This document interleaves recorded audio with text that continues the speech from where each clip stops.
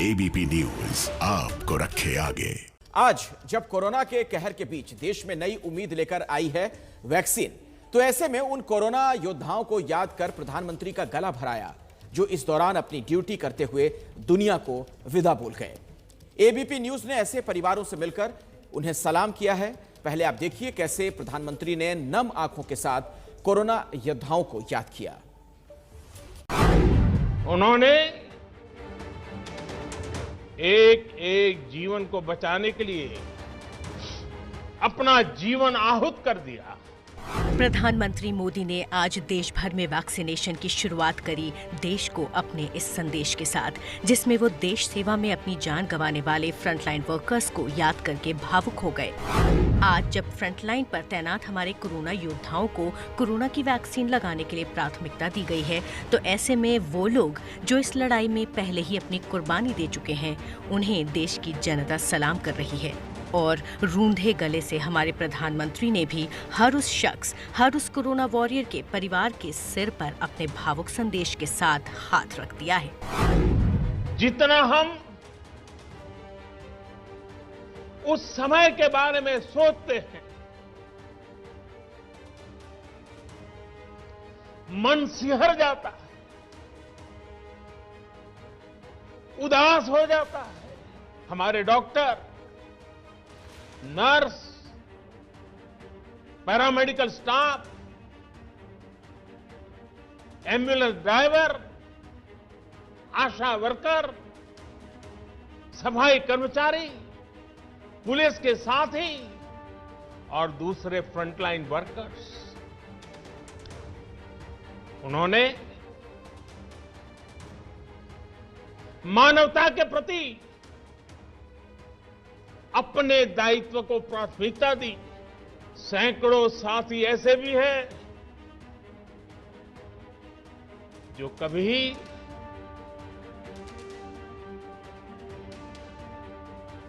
घर वापस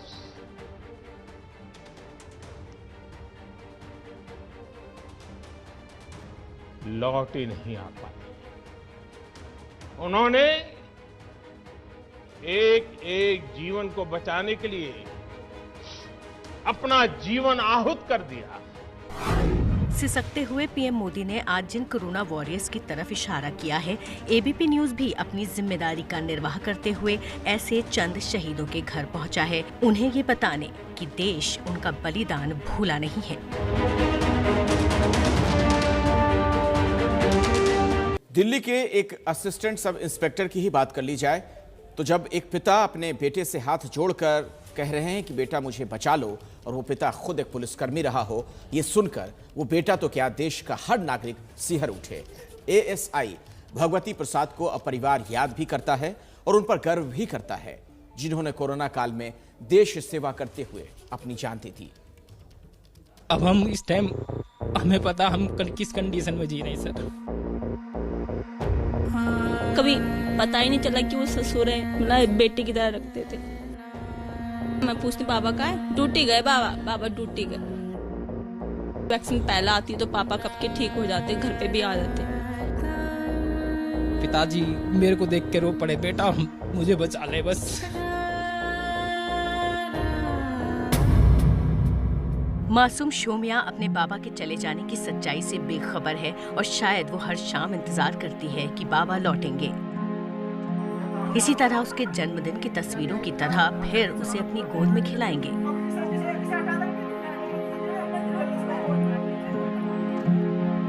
वो कहाँ जानती है कि उसके बाबा ने कई लोगों को जिंदगी का तोहफा देने के लिए लगा दी अपनी जान की बाजी।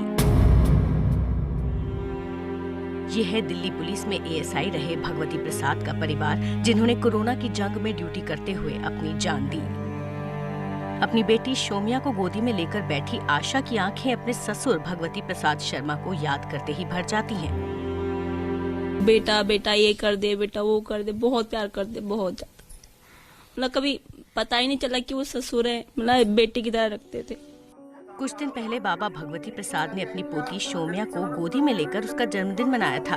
उस दिन शायद शोमिया से ज्यादा बाबा खुश दिखाई दे रहे थे।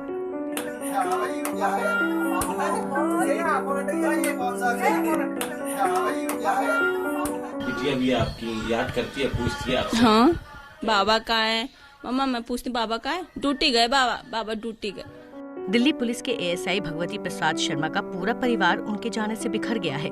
परिवार में 3 बेटे अभी पढ़ाई कर रहे हैं। घर कैसे चलेगा इसकी चिंता तो सता रही है, लेकिन परिवार को गर्व है कि ड्यूटी करते हुए इनके पिता की जान गई। मम्मी भी चली गई, पापा भी चले गए। अब हम इस टाइम हमें पता हम किस कंडीशन में जी रहे हैं सर। हम तो टोटली डिपेंडेंट थे, सोर्स ऑफ इनकम वही थे पिताजी हमारे। तो हम तो अभी भैया अलग रहते हैं हमसे, हम 4 भाई हैं यहाँ पर, तो टोटली डिपेंडेंट थे। उस दिन को याद करके परिवार की आंखें भर जाती हैं। जितेंद्र ने बताया कि 17 सितंबर को जब उनके पिता भगवती प्रसाद थाने से घर आए तो उनकी तबीयत खराब हुई थी। शुरुआत में हल्का बुखार था, लेकिन जब तबीयत खराब होने के बाद अस्पताल में भर्ती कराया गया तो पता चला कि कोविड है। 21 दिन तक अस्पताल में कोविड से लड़ते रहे भगवती प्रसाद। आखिरकार 9 अक्टूबर को अस्पताल में वो ये जंग हार गए। स्थिति उनकी धीरे धीरे डिटोरेशन की तरफ आ गई। तो उनका गला ये यहाँ से खाना नहीं निकल पाते थे। वो खाना मतलब टुकड़ा हम देते थे तो वे बोलते थे मैं बेटा नहीं खा पाऊंगा खाना, तुम मेरे को या दाल ला दो या जूस का पानी दे दो, मैं जूस पी लूंगा बेटा। 8 अक्टूबर को वही सर स्थिति इतनी बिगड़ गई थी, हम घर पे थे, मैं और मेरे से छोटा भाई, तो फोन आता वहीं से हॉस्पिटल से कि आपके पिताजी की स्थिति सही नहीं है, आपको तुरंत हॉस्पिटल आना पड़ेगा। मैं जैसे ही वहाँ पर पहुँचता हूँ तो पिताजी मेरे को देख के रो पड़े तुरंत ही जाके, बेटा मुझे बचा ले बस।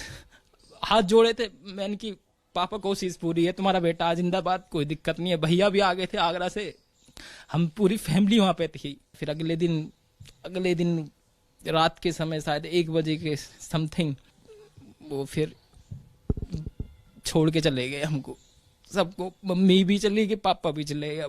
अब हम इस टाइम हमें पता हम किस कंडीशन में जी रहे हैं सर। पूरा परिवार जहां गमजदा है, वहीं मन में ये भी मलाल है कि यही वैक्सीन पहले आ गई होती तो आज भगवती प्रसाद इनके बीच होते। वैक्सीन पहले आती तो पापा कब के ठीक हो जाते, घर पे भी आ जाते। अब पहले आ जाती तो शायद हम पिताजी को बचा पाते। उनकी हमें बॉडी तक नसीब नहीं हुई सर। बॉडी को हम टच नहीं कर सकते थे, बस दूर से देख सकते थे। तो वॉरियर तो हैं सर, हमारी नजरों में तो हमारे लिए पिताजी हीरो हैं हमारे लिए। तो असली वॉरियर थे एएसआई भगवती। कोविड में ड्यूटी के दौरान न सिर्फ वो अपनी ड्यूटी कर रहे थे, बल्कि लोगों को जागरूक भी करते थे।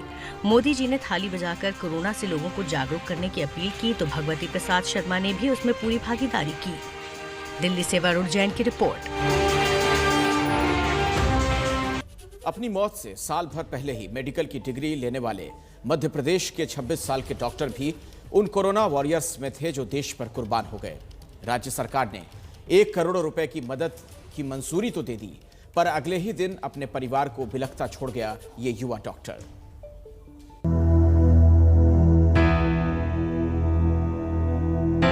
कुछ भी हो सोशल मीडिया मेरा हमेशा सपोर्ट करते थे। छोटी प्रॉब्लम बड़ी, उन्होंने हमेशा मेरा उसमें साथ दिया है।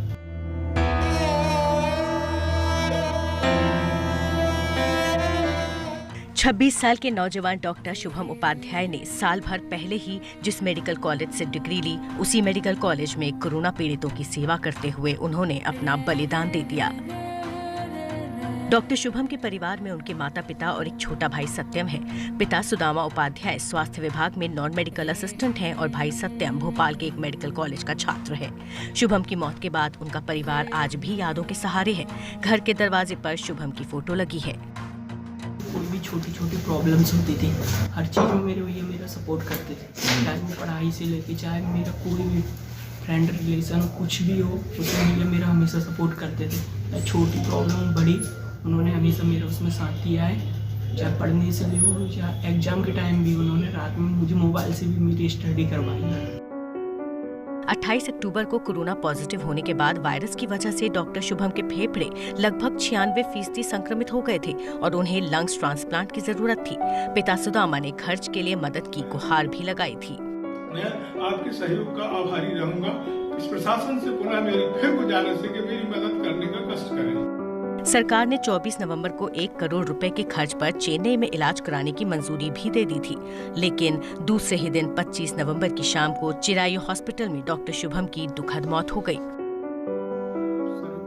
28 अक्टूबर को संक्रमित हुआ था, जो 10 नवंबर तक बुंदेलखंड मेडिकल कॉलेज सागर में भर्ती रहा। 10 तारीख को वहाँ से फ़ोन आने के उपरांत मैं यहाँ से सागर गया। फिर उसको भोपाल लेके गया, जहाँ वो 25/11 तक चिरायु अस्पताल में उसको भर्ती किए रहे। 25/11 को उसका निधन हो गया। उसके साथी जूनियर सीनियर सभी के प्रयास से मुख्यमंत्री जी ने चेन्नई ले जाने के लिए 1 करोड़ रुपए की घोषणा भी की थी, किंतु तूफान की वजह से चेन्नई 2 दिन डिले हुआ और चेन्नई नहीं ले जा पाए, और उसके पहले ही उसका 25/11 को निधन हो गया। डॉक्टर शुभम के निधन पर सीएम शिवराज सिंह ने शोक व्यक्त करते हुए कई ट्वीट्स भी किए थे और कहा था कि पूरे मध्य प्रदेश समेत उन्हें डॉक्टर शुभम पर गर्व है। 27 नवंबर को डॉक्टर शुभम के परिवार के लिए 50 लाख रुपए की मदद की घोषणा भी हुई।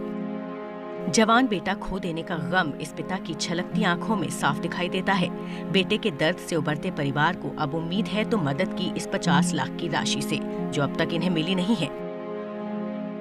दिनांक 26/11/2020 को 2 बजे रात को प्रशासनिक अधिकारी मुझसे पेपर तो ले गए थे, पर बीच में एफिडेविट भी मेरे से मंगवाए गए, पर अभी तक ऐसी कोई राशि प्राप्त नहीं हुई है। और शासन से मेरी गुजारिश है कि उसको दिलवाने का कष्ट करें, साथ ही अनुकंपा नियुक्ति दिलवाने का कष्ट करें। शुभम की याद में टूट गया है परिवार। बड़े भाई को मिस करते हैं सत्यम, जिन्हें मेडिकल की पढ़ाई में शुभम से मदद मिलती थी तो माँ घर से नहीं निकलती। लेकिन इस बीच योद्धा शुभम का परिवार लोगों को कोरोना वायरस के प्रति सावधान रहने के लिए सचेत करना नहीं भूलता। वैक्सीनेशन शुरू हो गया है और देखिए इस जाबाज डॉक्टर के भाई और पिता लोगों को क्या संदेश दे रहे हैं। मैंने तो अपने बेटे को खो दिया है, पर आम अभ्य सभी से अनुरोध है कि वैक्सीन के बारे में अफवाहें न फैलाएं, वैज्ञानिकों की मेहनत को सफल बनाएं और बेहतर तरीके से वैक्सीनेशन हो, ताकि अन्य किसी को इस ढंग की दर्दनाक घटनाएं न झेलना पड़े। कृपया लोग इसको मतलब कि इसकी अफवाहें ना फैलाएं।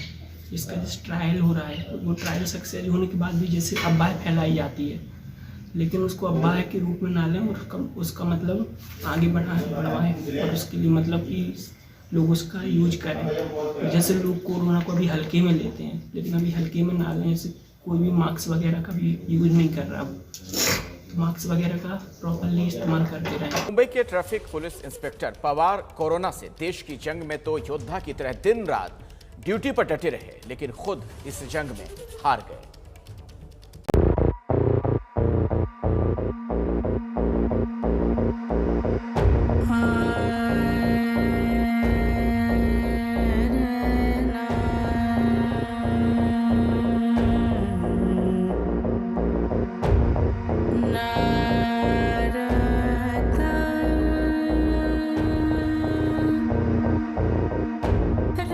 परिवार में पत्नी और दोनों बेटियों समेत कोरोना वॉरियर पुलिसकर्मी अनिल पवार के जूनियर सहकर्मी भी आज उन्हें याद करके भावुक हो रहे हैं। मुंबई के मीरा रोड में तैनात traffic police inspector Anil Pawar ने लॉकडाउन के दौरान रात दिन ड्यूटी की और जनता की सुरक्षा के साथ ही पलायन करने वाले मजदूरों को घर भेजने के काम में पूरी निष्ठा से अपना योगदान दिया। ड्यूटी ने पुकारा तो लोगों की भीड़ के बीच भी जाना पड़ा और आखिरकार कोरोना ने उन्हें अपनी चपेट में ले लिया। जून 2020 में इंस्पेक्टर पवार कोविड पॉजिटिव पाए गए और अस्पताल में इलाज के दौरान इस बीमारी से जंग हार गए। पिता की जब भी बात होती है, दोनों बेटियों की आंखों में आंसू छलकने लगते हैं। बड़ी बेटी प्राची MBBS कर रही है और छोटी बेटी गौरी ग्रेजुएट है। पत्नी सीमा और बेटियों को इंस्पेक्टर अनिल पर गर्व है। जैसे कि उन्होंने ड्यूटी मतलब जैसे कोरोना स्टार्ट जैसे हुआ कोविड का, तो उन्होंने लगातार अपनी ड्यूटी बराबर से निभाई। पर सर ने मुझे एक दिन नाइट के टाइम पे उन्होंने मुझे वीडियो कॉल करके दिखाया कि वहाँ पे इतनी भीड़ थी, जो पब्लिक सब जो अपने अपने गांव जाना चाहते थे। तो वो टाइम पे मुझे पता चला कि इतनी सारी पब्लिक वहाँ पे इतनी जमा है और उनको काम का ये इस तरह से उन्हें काम करना पड़ रहा है। नहीं, मैं ये तो नहीं बोलूँगी कि वो हार गए अपनी ज़िंदगी से। उन्होंने अपनी ज़िंदगी जीती हुई है और उनका एक सपना था कि उनको इस तरह से वो हमेशा बोलते थे, जैसे कभी हम लोग मतलब टीवी पे न्यूज़ में देखते थे कि अपने मिलिट्री में कोई शहीद हुआ है, तो वो हमेशा बोलते थे कि अगर मौत आई तो ऐसी आनी चाहिए, इस तरह से नहीं आनी चाहिए कि हम लोग 2 दिन कोई याद करेगा फिर उसके बाद याद नहीं कर सकता है। पर उनका हमेशा यही सपना था कि मैं जीऊँगा तो इसी तरह से और मरूँगा तो मेरा नाम होना चाहिए। पर हमें ये नहीं पता था कि इतनी जल्दी ये सब कुछ हो जाएगा। जो भी है मतलब हमारे जो पापा है और जो उनके पापा या उनके जो रिलेटिव्स है जिनकी जाने गई है तो वो अमर हुए हैं, तो ऐसा है नहीं कि मतलब वो हमारे बीच में है। और मैं इतना ही मानती हूँ कि मेरे डैड हम लोगों के साथ है, हमारे बीच में है। मैंने ऐसे फील नहीं किया है कि वो हमारे साथ नहीं है। कुछ ऐसे वक्त रहता है कि हमें ऐसा फील होता है, बट मैं हमेशा यही मानती हूँ कि पापा हमारे साथ है। आज जब देश में कोरोना के वैक्सीनेशन का आगाज हो गया है तो शहीद इंस्पेक्टर अनिल का परिवार गमजदा है कि काश वैक्सीन पहले ही आई होती। ये कोरोना काल में शहीद हुए, बस ये थोड़ा जल्दी आ जाता तो शायद आज हम लोगों को ये दिन देखना ना पड़ता। जी मुझे बहुत ऐसे लगता है कि अगर ये वैक्सीन पहले आ जाती तो आज पापा हम लोगों के साथ होते, बट एक तरह से अभी वैक्सीन आई है तो ये जीत ही है कि बाकी और जा सकती है तो वो बच जाएगी। परिवार समेत इंस्पेक्टर पवार के सहकर्मी भी उन्हें याद करके भावुक हो रहे हैं। वो याद करते हैं कैसे उनके सीनियर इंस्पेक्टर पवार कठिन परिस्थितियों में उनका ख्याल रखते थे। शहीद सीनियर पीआई अनिल पवार जी एक बहुत ही उम्दा व्यक्तित्व वाले इंसान थे। वो जब काशीमीरा ट्रैफिक ब्रांच करके डिस्ट्रिक्ट ट्रैफिक ब्रांच था ठाणे डिस्ट्रिक्ट का, उसके इंचार्ज रह चुके हैं। जिस दिन से कोरोना का लॉकडाउन स्टार्ट हुआ था उसके पहले से जैसे गवर्नमेंट के ऑर्डर थे वैसे हम लोग जी दौड़ से मेहनत कर रहे थे कि गवर्नमेंट के ऑर्डर्स फॉलो किए जाए। अभी हमारे किसी भी लोगों ने शिफ्ट में रेस्ट नहीं मांगा क्योंकि लीडर उनका एक टीम स्पिरिट बहुत अच्छा था पवार साहब का। और वो कभी कभी हम उनको बोलते थे कि सर आप थोड़ा रेस्ट किया करो, आप हमारे सीनियर हो, लीडर हो, आपको ज़रूरत है रेस्ट की। तो वो बोलते थे मैं रेस्ट करूंगा तो तुम सब लोगों से काम करवा कर लेना और तुम्हारी केयर करना भी मेरे लिए बहुत ज़रूरी है। हम बात करें उन कोरोना वॉरियर्स की जिन्होंने ड्यूटी निभाते हुए अपनी जान दे दी। ड्यूटी के वक्त पूरी निष्ठा बरतते थे और निजी जिंदगी में जिंदा दिली की मिसाल पेश करते थे दिल्ली पुलिस के इंस्पेक्टर संजय शर्मा। आज अपने पति को याद कर उनकी पत्नी की आंखें नम हो जाती हैं। दूसरी तरफ प्रशासन की लापरवाही को लेकर उनका गुस्सा भी फूट पड़ता है। हमेशा ये कहते थे पुलिस वाले की मौत या तो बदमाश की गोली से होती है या फिर ड्यूटी करते करते होती है। कोई बदमाश की गोली तो ऐसी बनी नहीं जिसपे मेरा नाम लिखा। ड्यूटी करते करते ही चलेगा। ड्यूटी से लौटते वक्त हाथों में फूलों का गुलदस्ता लिए घर में दाखिल होते इंस्पेक्टर संजय शर्मा। पुलिस का डंडा लेकर गर्व के साथ बॉर्डर फिल्म की देशभक्ति के जज्बे से भरी धुन पर थिरकते इंस्पेक्टर संजय शर्मा और मूंछों पर ताव देने के साथ परिवार वालों के साथ हंसी ठिठोली करते इंस्पेक्टर संजय शर्मा।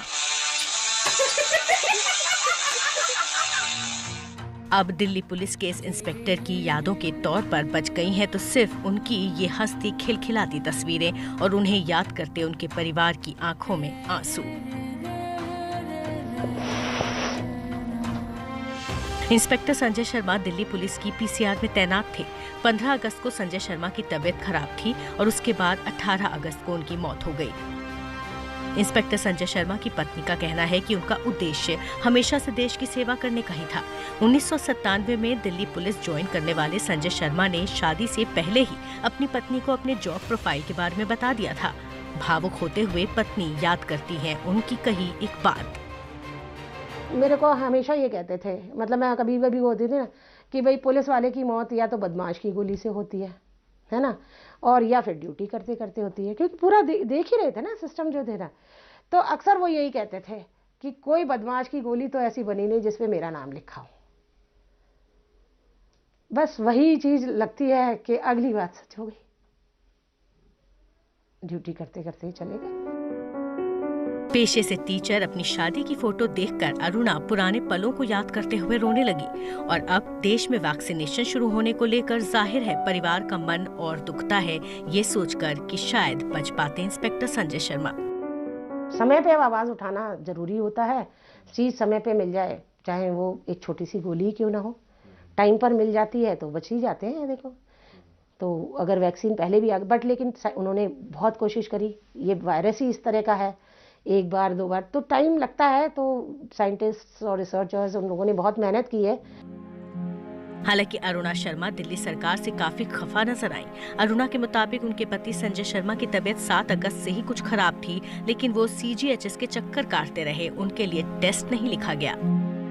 एक सिस्टम का ये बहुत खराब है, बीमार आदमी रोज जा रहा है, बट वो नहीं हो सकता क्योंकि इंडिपेंडेंस डे टाइम आ गया। ये 26 जनवरी में अभी भी वही लोग यही प्रॉब्लम फेस कर रहे होंगे, छुट्टी नहीं मिलेगी आपको, है ना। और बस ये छुट्टी की गुहार लगाते लगाते ही वो तो चले गए। मतलब मैं यही पूछ रही थी उनसे कि मैंने कहा डॉक्टर ने अभी तक प्रिस्क्रिप्शन पे लिख के क्यों नहीं दिया कि टेस्ट करा लो आप? CGHS ने लिख के दिया ही नहीं। दिल्ली सरकार ने ये वादा किया था कि जिन पुलिसकर्मियों की कोविड-19 की वजह से जान गई है, उनको 1 करोड़ रुपए का मुआवजा दिया जाएगा। पत्नी अरुणा के मुताबिक उनको ये मुआवजा अभी तक नहीं मिला है। इस बार भी वही हुआ, द सेम 15th का इंडिपेंडेंस डे आया। आप जानते ही हैं कि भाई हर जगह से कॉल कर लिए जाते हैं, अकॉर्डिंगली वैसे ही हुआ। अब वो इनके अंडरनीथ स्टाफ है, जैसे वो अंडरनीथ स्टाफ दूसरों की केयर कर रहा है तो उनकी केयर कौन करेगा? उनसे बड़ा वाला ना। तो वो वहां पर सबको देख कर आए। तो ये कहना कि भाई वो कोविड ड्यूटी कर रहे थे या नहीं कर रहे थे, ये मेरे को तो बिल्कुल अनलॉजिकल लगता है। हमारे पेंशन में भी कम हो गया हमारा, ये आपने पैसा भी नहीं दिया, पहले डिक्लेयर कर दिया था। गम के इन पलों में अब संजय शर्मा की पत्नी के लिए जीने की वजह है उनका एक बेटा जो अभी इंजीनियरिंग की पढ़ाई कर रहा है। वो कहती हैं अब उसी के लिए जिंदगी जीनी है। दिल्ली से मनोज वर्मा की रिपोर्ट। कोरोना काल में दिल्ली पुलिस भी फ्रंटलाइन वॉरियर के तौर पर जानी गई। ऐसे में दिल्ली पुलिस के कुछ कर्मियों को अपनी जान भी गंवानी पड़ी है। ऐसे ही एक पुलिसकर्मी थे हेड कांस्टेबल सत्यनारायण।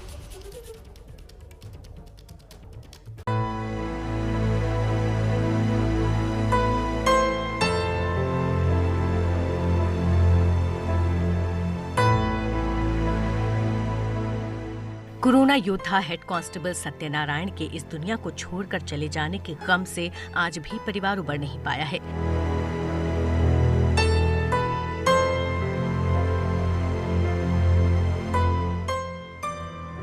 कोरोना संक्रमण का शिकार हुए सत्यनारायण के परिवार की आंखें उन्हें याद करके नम हो जाती हैं।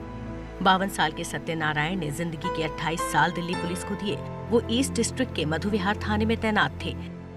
जब लॉकडाउन हुआ तो वो समझ गए कि पुलिसकर्मी होने की वजह से उन्हें घर से बाहर निकलकर ड्यूटी करनी होगी। 13 जुलाई 2020 को वो कोरोना पॉजिटिव पाए गए और 24 जुलाई को लोकनायक जयप्रकाश अस्पताल में उनकी मौत हो गई। सत्यनारायण अपने पीछे छोड़ गए हैं अपनी पत्नी संगीता और 2 बेटे प्रियांशु और हिमांशु। उनकी तबीयत थोड़ी ढीली थी, इसलिए उन्होंने 1 हफ्ते का रेस्ट लिया था अपना। और जिस दिन फिटनेस लेने गए थे उस दिन वहाँ पे उनका टेस्ट कर लिया, बस वो वहाँ पॉजिटिव आ गए। SHO को उन्होंने बता दिया, वहाँ कंफर्म करा है, वापसी है उनकी, परजेंट दिखा रखी है। अक्षरधाम क्वारंटीन कर दिया था। फिर वहाँ उन्हें शाम को बुखार हुआ, जाने के बाद उन्हें वहाँ पे बुखार हुआ, फिर उन्हें LNJP ले जाया गया। डॉक्टर से तो हमारी बात ही नहीं होती थी, वो कहते थे अभी आए नहीं है, अभी आएंगे, या हम करते थे तो आके चले गए। 23 जुलाई को उन्होंने वीडियो कॉल की थी कि मैंने खाना खाया है, अब मैं सो रहा हूँ, अब फ़ोन मत करियो। मैंने कि ठीक है। फिर सुबह मैंने फिर फ़ोन किया 5 बजे, वो कह रहे सो रहे हैं। मैं कहा चलो कोई नहीं, आराम करने दो उन्हें। फिर थोड़ी देर बाद उधर से ही फ़ोन आ गया था। जुलाई के फर्स्ट वीक से जब उनकी तबीयत थोड़ी सी ख़राब होनी शुरू हुई, वीकनेस, फटीगनेस, उसके बाद से सर वो प्रॉपर ड्यूटी नहीं कर पाए। रेस्ट के लिए अप्लाई किया था और ज़्यादा तबीयत ख़राब हुई तो वो डिस्पेंसरी गए 13 जुलाई को। वहाँ उन्हें कोविड टेस्ट रेफर किया, पॉजिटिव हुए अनफॉर्चुनेटली। कोमॉर्बिडिटीज़ की वजह से घर में आइसोलेट करने की जगह उन्हें क्वारंटीन सेंटर में भेजा गया और तबीयत ख़राब हुई, LNJP में उन्हें शिफ्ट करा। सबसे पहले नॉर्मल वार्ड में थे, फिर CCU में गए, फिर ICU में, और फिर अलविदा कह गए। देश भर में कोरोना का वैक्सीनेशन शुरू हो गया है और ऐसे में जाहिर है कोरोना से जंग हारने वालों के परिवारों के दिल पर क्या बीत रही है ये समझा जा सकता है।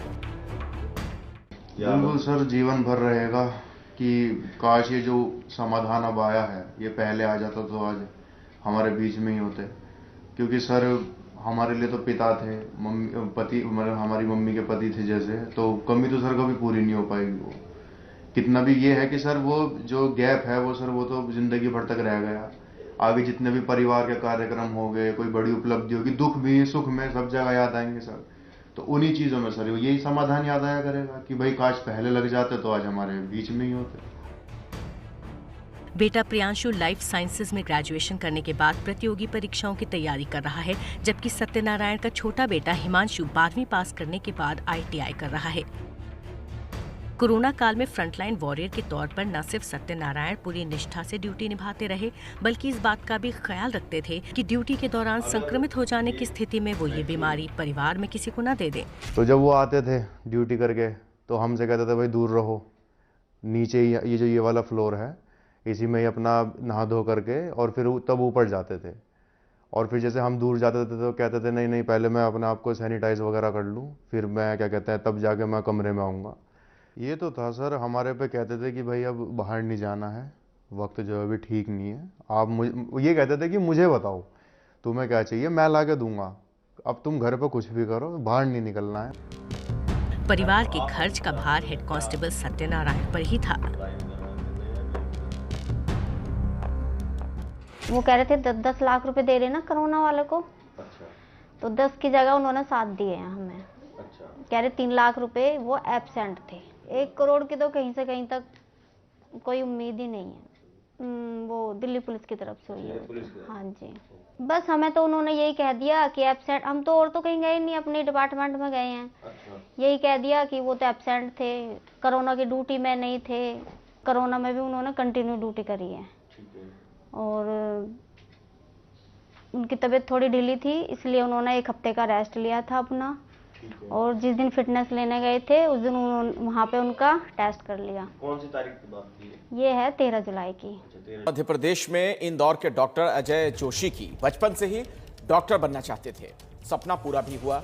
जब कोरोना फैला तब वो भी अपनी ड्यूटी से पीछे नहीं हटे। 100 से ज्यादा लोगों की जान तो उन्होंने बचा ली, लेकिन खुद को बचाने में नाकाम रहे।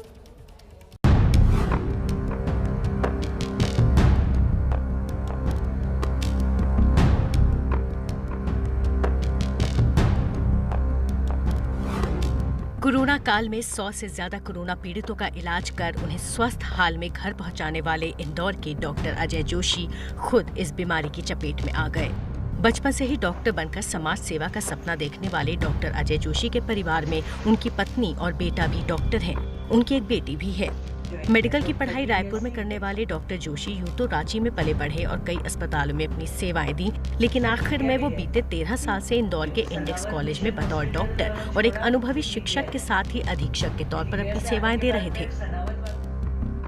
23 मई 2020 को देश सेवा के लिए अपनी जान देने वाले डॉक्टर अजय की पत्नी डॉक्टर श्रीलेखा अपने पति पर गर्व करती हैं।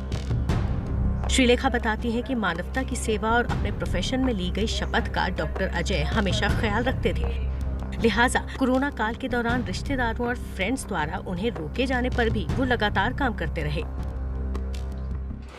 हर जगह कर्म के प्रति उनकी निष्ठा और समर्पण इतना जबरदस्त था कि उन्होंने एक अलग ही ख्याति अर्जित की। सारे पेशेंट जब ठीक होकर जाते थे तो उनके पैर छूते थे। एडमिट होने के 1 दिन पहले भी वो स्टूडेंट्स की, पोस्ट ग्रेजुएट स्टूडेंट्स की क्लास ले रहे थे। कोरोना की महामारी के दौरान जब शासन ने इंडेक्स मेडिकल कॉलेज का अधिग्रहण किया और वहाँ पे कोरोना मरीजों का इलाज शुरू हुआ, तो सुपरिटेंडेंट होने के नाते उनके कंधों पर बहुत बड़ी जिम्मेदारी थी। और जैसा कि उस समय दौर था, लोग पेशेंट्स नहीं देख रहे थे, हॉस्पिटल्स नहीं जा रहे थे, हम लोगों ने भी, सब ने, फैमिली, फ्रेंड्स, रिलेटिव्स, सब ने उनको वहाँ जाने से रोका।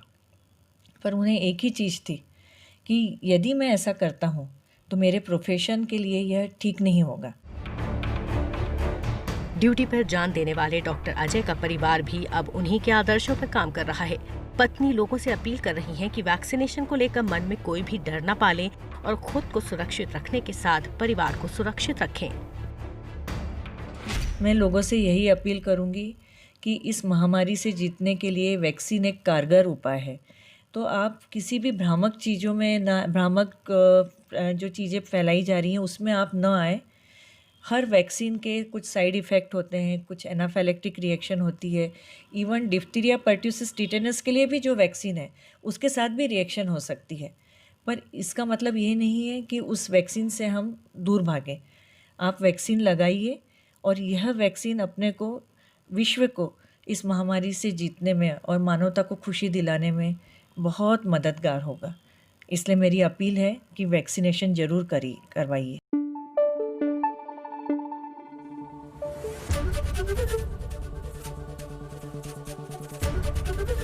एबीपी न्यूज आपको रखे आगे।